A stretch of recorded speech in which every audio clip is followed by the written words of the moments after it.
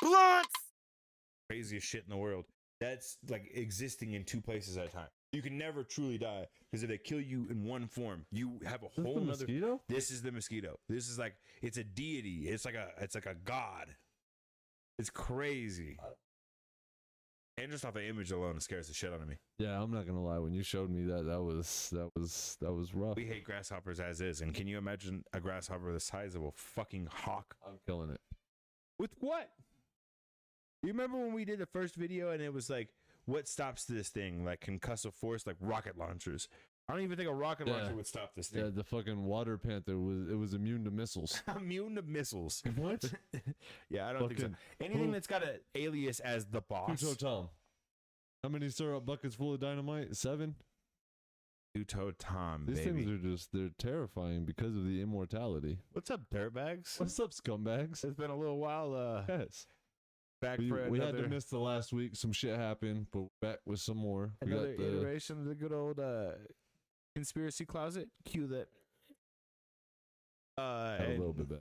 We're doing some more cryptids. This time we went a little insectoid based. Yes. We gotta get the bracket categories out. Yeah, we gotta hit the start demographics. Different demographics. genres of these, you know. I picked for us this week the Averasboro Gallinipper. Now the name, a little hard to say, like it. a little crazy. The image, which we'll cue now, that's what drew me in. This thing looks terrifying. The Averasboro Gallinipper is a giant, monstrous mosquito deity. The stinger it carries on its head could slice all the way through a man's arm. A bite from the Gallinipper could mean death. The mosquito can drain all the blood from a man in a single gulp. More than alligators, more than the bears, more than the panthers that hid in the trees, the lumbermen who worked in the swamps of North Carolina feared the Gallinipper. The legend of the Gallinipper originates around the new-formed, abandoned town of Averasboro. However, many coastal towns in North Carolina have similar versions of the story, including the state's oldest town, Bath. Crazy town, Bath. That's just the name. Bath. Do you know about the town? No, I just thought that Crazy the name, because the name Bath is Bath. was pretty intriguing. What if to me. nobody there does? Exactly. Like, hey, let's It's drop an a sign. ironic ass name. They're just like, Motherfuckers stink. this town smells terrible. How do What's we the give them name the of hint? Bath? Bath. The earliest accounts of a giant mosquito come from the local American Indian traditional mythology. I want to know, and I'm hoping that it tells us how long that little thing is. It says it's as long as a hawk, but it doesn't say how long the proboscis is. I don't like all of these scientific or like Latin names because I'm going to fuck it up at some point. I do most. The lumber crews that worked the swamp were drawn all from all over North Carolina in the middle of the 19th century. 2 work crews, one from, God, I hate names I don't know. Chatham County, and the other from Averasboro, found themselves side by side cutting trees and hauling logs out of the swamp. Something of a rivalry grew between these 2 labor gangs, a rivalry that was helped along in no small part by the leader of the Chatham County gang, a man named Red Saunders.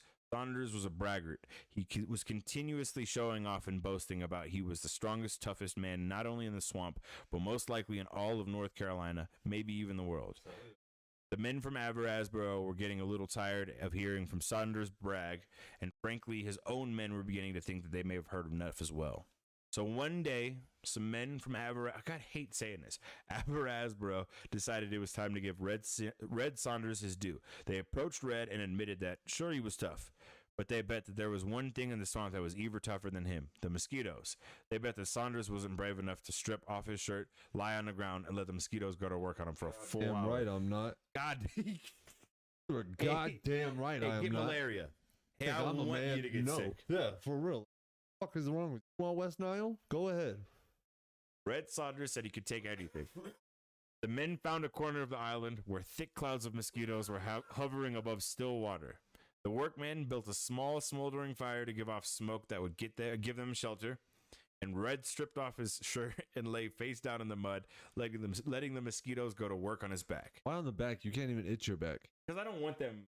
I want my thought titties to process puff. is I don't want my face around. I don't want your, I'm face around it. putting my shirt over my face, and I'm just letting my belly and my titties get torn. I can at least itch the. And work they did. Red's back was soon covered with insects, digging in, drawing blood, and leaving itchy welts behind. But Red didn't flinch. He just lay there, letting the mosquitoes feed on him, and only occasionally looking up to say, "I sure hope these mosquitoes over there ain't getting to be too much for y'all," to the men sheltering in the smoke. This went on and on. But when about 3/4 of an hour passed, God, who says 45 minutes like that? 3/4 of an hour. I kind of like it. Something happened. Red felt a bite into his back, sharper and more powerful than he had ever imagined. A searing, sharp pain bit into his flesh, and he heard one of them yell by the fire, "Gallinipper!" That was enough for Red. He howled, got up, and dove right into the water and stayed under until he was good and sure the Gallinipper was gone. When Red finally crawled out, wet, muddy, itchy, the men told him how lucky he was to have survived, and that a Gallinipper the size of an eagle had landed on his back. What Red didn't know that how it really landed on his back was a red-hot coal from the fire that men had thrown there. Ah, that's dickish. So it's not a real thing?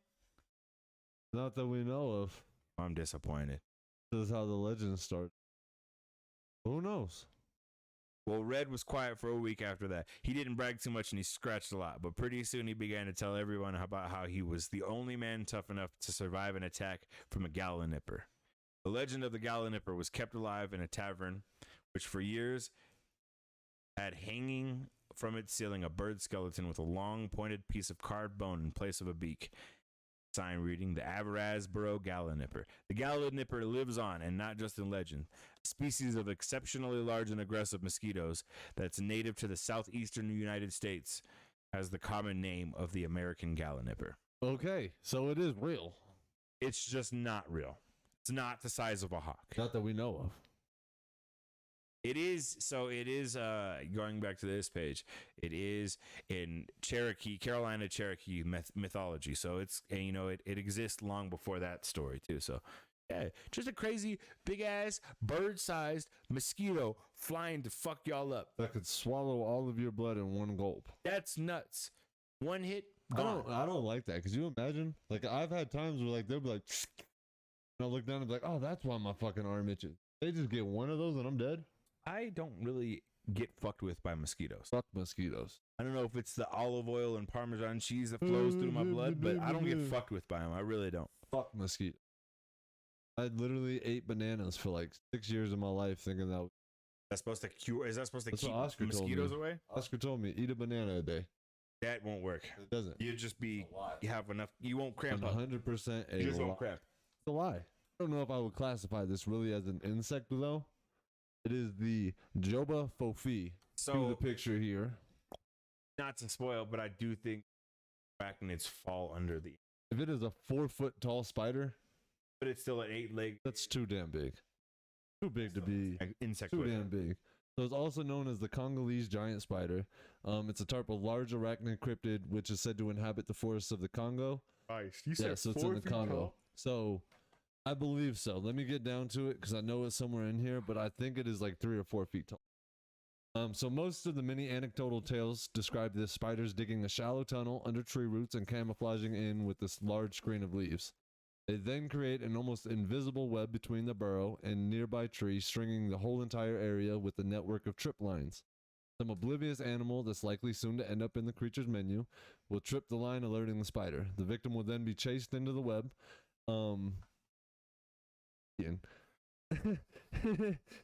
The type of predatory behavior is similar to those or to that of several species of trapdoor spiders.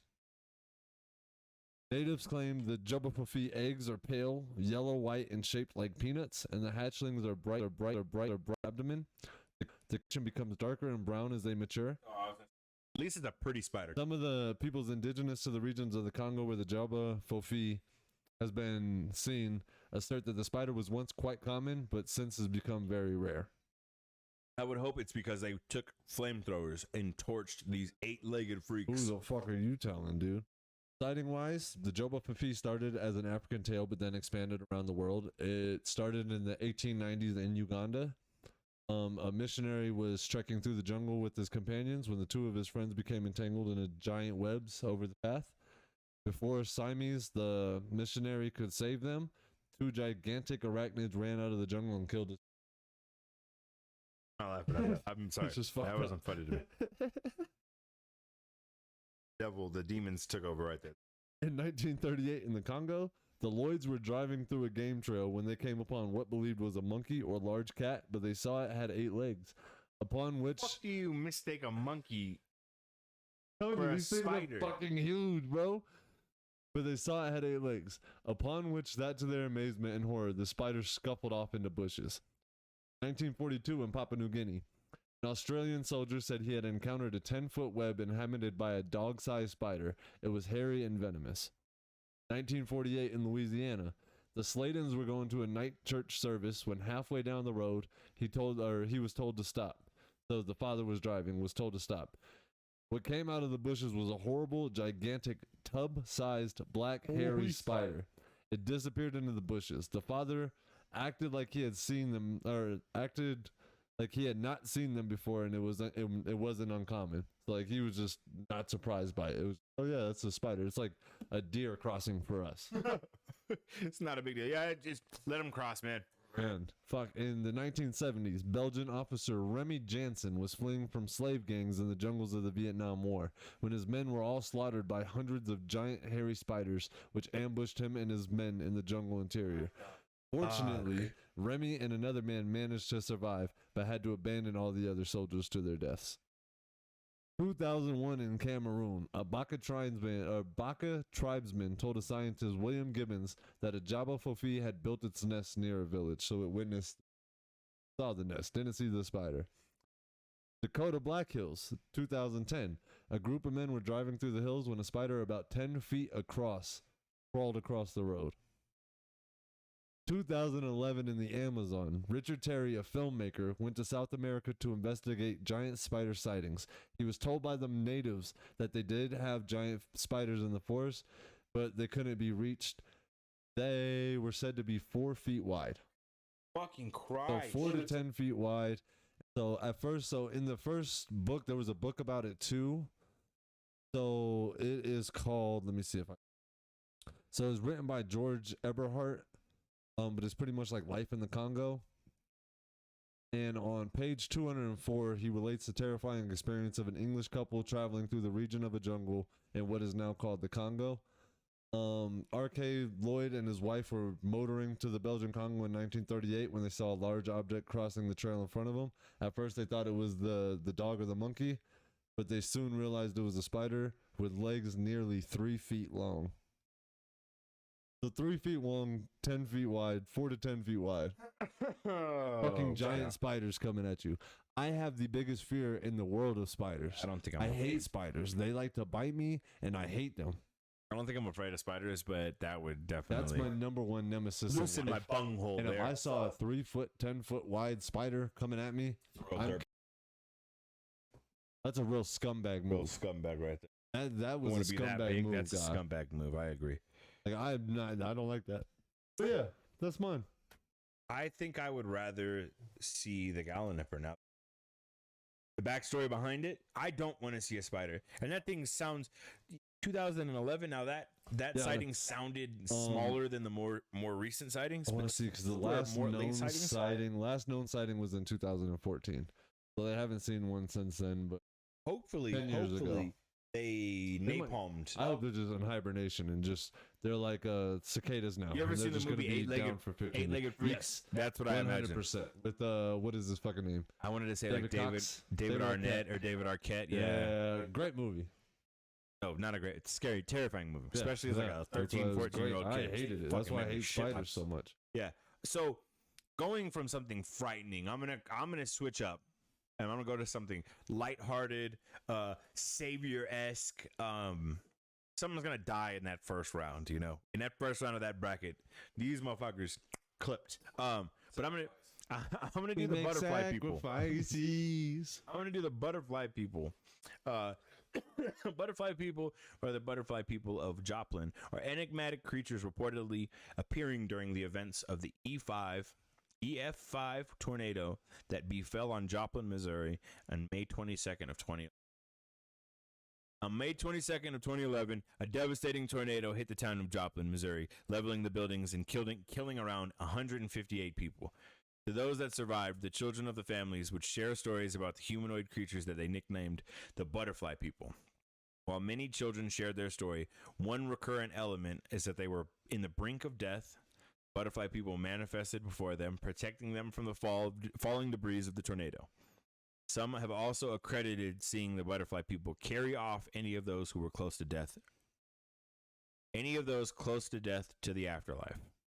Oh, so they're like guardian angels, almost like guardian angels. It's like, hey, you made it. Many theories have circulated as a result of the phenomenon. Most skeptics believe that the stories are a result of mass hysteria, where the stress from the near-death experience would cause people to believe they are seeing something supernatural before their eyes. This can also explain many other instances of people sharing their stories of supernatural encounters, such as seeing angels during tragedies, such as the destruction of the Twin Towers on September 11, 2001. It should also go without saying that the town exists within the religious belt. As such, the idea of there being a miraculous explanation behind many of the near-death experiences could be explained as a result of a predetermined belief. So yeah, I think it's up in interpretation. You could say a mass hysteria, or they saw it or not. But I did think it was a nice little nod to kind of the Mothman almost, right? Yeah, where the facts. Mothman was prophetic and showed up right Like, before. tried to warn everybody what's gonna happen, And these ones they're kind just kind of helping. were They're on just- the ground. Yeah, they were on the front lines. Yeah, they're the ground. They're the foot soldiers. They're just Yeah. helping us, So I did think that was a nice little switch think- up after a 4-foot spider. I think it could just be DMT kicking in. Yeah, that last second your body just produces. Yeah, and because you just that's trip natural. for a second. I like it. I like the little whimsical ending. Yeah, I did think crazy. A lot of people saw it. Did think it was pretty neat. And I don't have any. I think it looks like the 2011 was the first and last sighting of them, but still pretty neat. They just showed up one time, helped out with the tornado, and was like, "Yeah, we did our thing. Yeah, we saved some kids. I We're like out of it. here. Yeah, we did it." Okay, I'm going back to your first one. It's gonna kind of solidify it. Not really. It kind of is just another story onto it.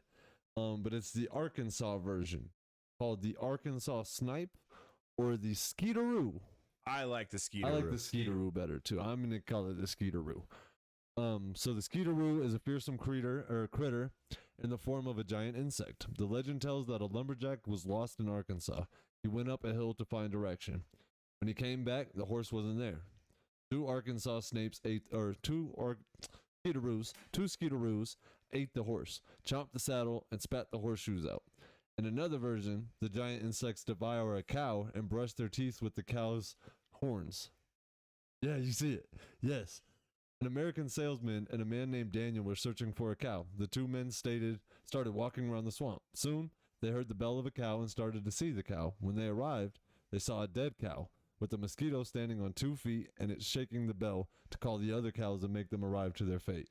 That thing killed a cow, and then was just like, hey, it's intelligent. hey, It knows what it's doing. It's sentient. It knows what it's doing. The mosquitoes looked more like raccoons because they had claws that if they kicked a cow, they could pierce the heart of the cow, kill it, and then just drain the blood out. There's also the story of Bill Jenkins. Kind of goes back. That was way too fucking strong. The largest man from Arkansas who got up at night, late one night, and two mosquitoes grabbed him and carried him away. Mosquitoes started to talk and they debate kind of if they should hide him in the swamp, but ultimately decided not to because they thought other mosquitoes would steal their prey, and he ended up surviving. There's also a story that tells that a man hid two mosquitoes underneath the cauldron.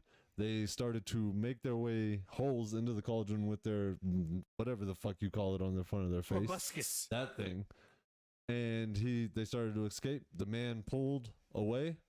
Their is it proboscis? Yeah. So they went and escaped, but the mosquitoes just flew away with the cauldron and the man. So another giant ass mosquito. But if there's just a culture of giant mosquitoes in the southeast that we don't know that's about. That's what I'm saying. That's what kind of scared me because yours was North Carolina, mine's Arkansas. So it's kind of like if you're in the South, if you are in one of the southeast states of this fucking states, tell us if you've seen a fucking giant ass mosquito, or if there's like stories told about these giant mosquitoes. Like if y'all actually know about the Skeeteroo. I think it's pretty cool. I like how we went scary cool. Scary. Scary. It's Way to kind of lighten the mood a little you bit. know, you kind of have I that wanted to just fuck these scumbags. dirtbags. You kind of have a tendency when you do some insect ass cryptids to be fucking scary. And we talk about this bracket. That snipe, the Arkansas sniper, the skeeteroo, that thing is that's something It's that terrifying. stacks up against the big hitters right there. It's terrifying. I'm big-ass picking this flying snipe mosquito over the with Mothman any day. I am too. The Owlman is I am probably too. gonna fuck him up, but that's just because he's Owlman's terrifying. he's a Owlman bird of scares me. prey, I'm not you know? gonna lie. Owlman. We got a Owlman. few. This is gonna shape up to be a great bracket. As you know, fucking cartoons damn near down. So this is gonna be rolling out. I think we do that next, man. We're just gonna have to jab out some and get a good catalog so we could. Dude, I think we're at like 22, 23 now. Oh yeah, yeah. I mean, we still got another month. We do 4. We'll be there. We can do the Owlman. Be there, y'all. Yeah, let Yeah. us know who you think's winning that so far. Facts. I'm Tell us going who's the worst Owlman one. or the Arkansas Snipe. I'm probably Part two, going the Skeeroo. probably going the Owlman or I don't know. I'm high and I forgot what the other ones were, so I'll tell you at another time. But y'all know, so comment. Tell us who the most Yeah. badass fucking cryptid is. Tell us who your favorite cryptid is. If we're not doing one that y'all are like, why the fuck have they not done this shit yet? It's because we're learning. So tell us. Give us your suggestions. Like, comment, subscribe. All that, you Do all dirtbags. the good shit, you fucking scumbags. We love you. Peace.